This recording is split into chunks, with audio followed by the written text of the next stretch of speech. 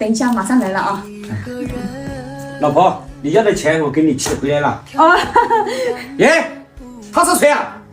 哦，老公，她是我男闺蜜。这2天啊，他心情不好，他离婚了。然后呢，我要拿这个钱啊，跟他出去旅游散心。对呀，意思拿我的钱带你男闺蜜去旅游是吗？你是什么意思？哎呀，你不要生气嘛，你赶紧去给我收拾东西，一下那个机票时间马上要到了，我们要赶时间，快点。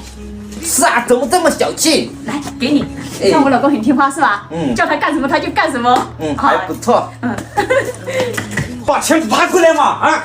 哎，你要给你男闺蜜去旅游，你们去嘛啊！给我滚！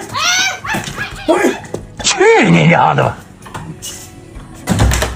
气死我了！哼，拿我的钱给你男闺蜜去旅游，想的那么美，哼！